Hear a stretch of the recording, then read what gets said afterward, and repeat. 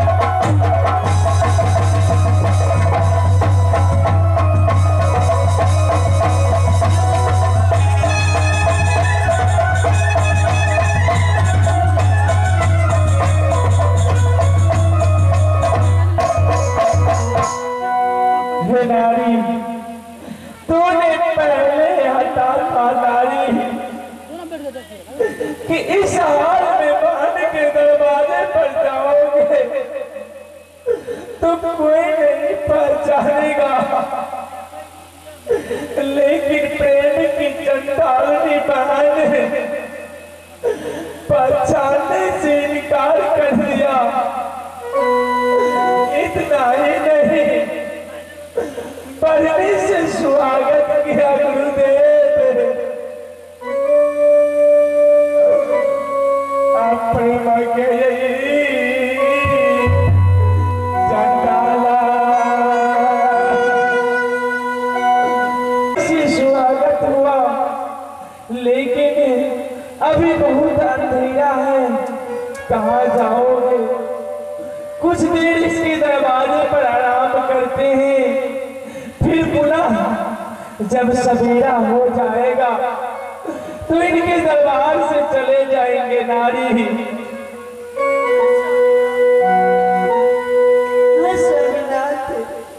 कुछ देर आराम करो इस दरबार में।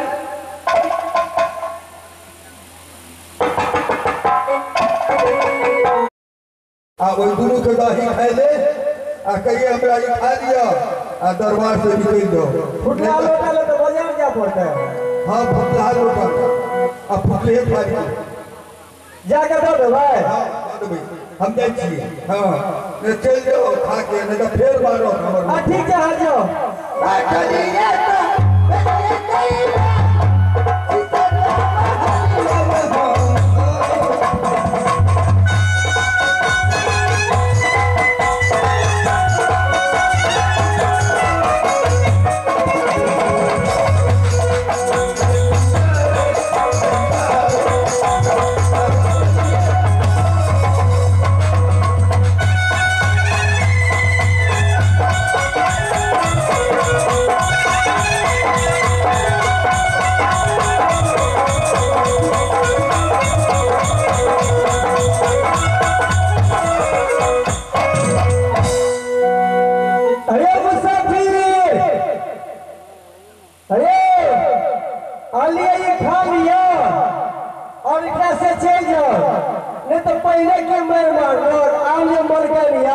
हमरा बुझाए मारते मारते इतना मार दे खाली ऐसे से चल जाओ की करबे मतलब ऑर्डर करते सियाने हम करबे तो कई करबे हमरा कहल के झूठे दे दिए और तो बुद्धि के कते मार लगे छै अब जाय छी हम चलिए हम ये भेली के दीदी सा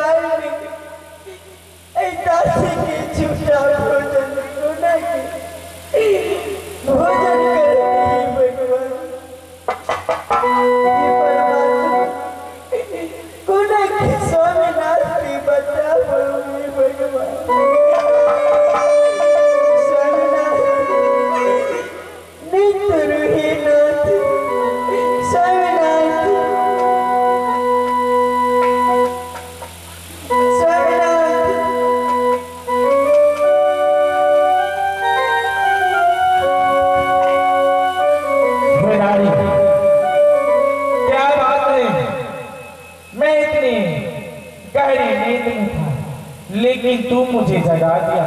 क्या बात है कहती सुनाओ।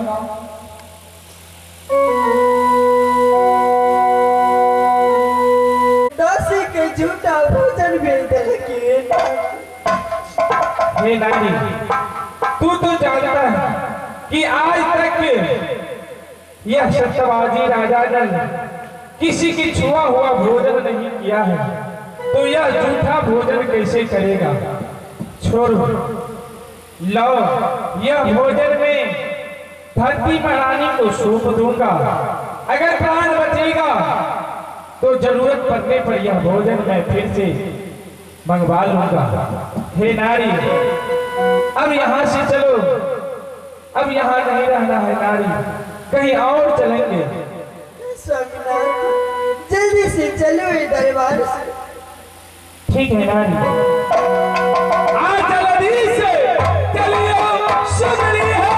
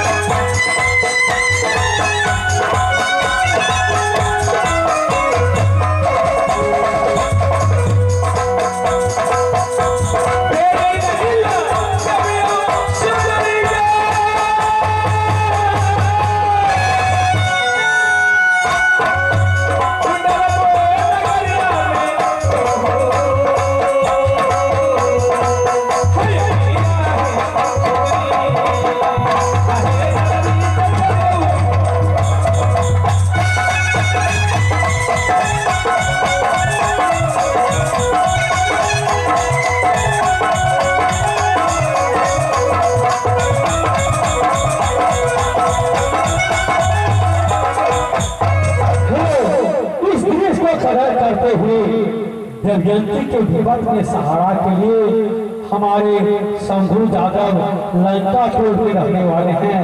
विपद में सहारा के लिए 21 रुपया प्रदान किए हैं। हमारे पार्टी हार्दिक हार्दिक अभिनंदन करती है।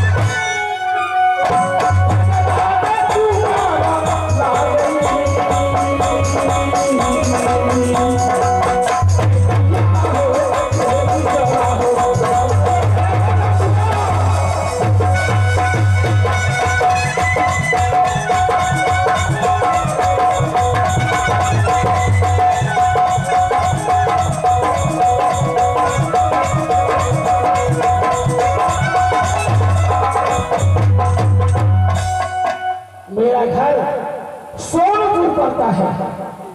मेरा नाम राजा राजकुमार पड़ता है।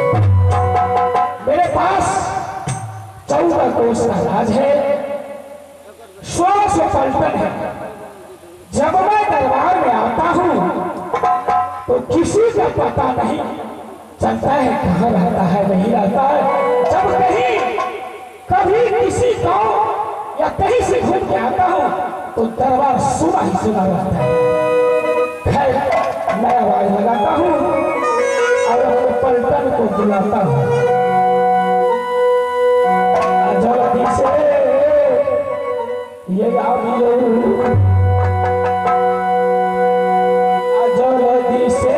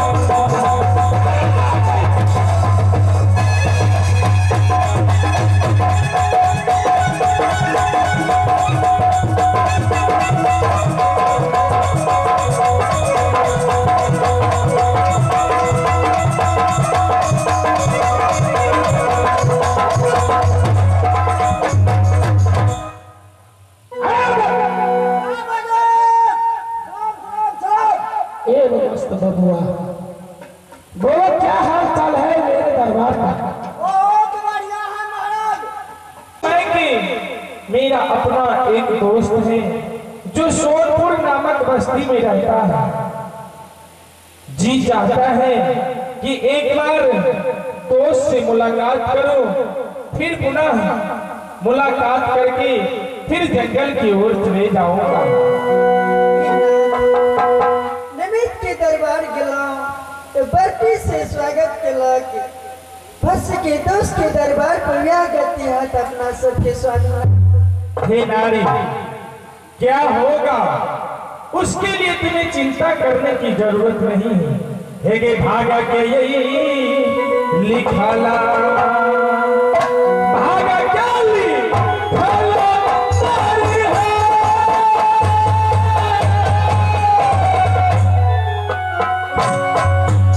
केरा ही कदम है, सुरी है।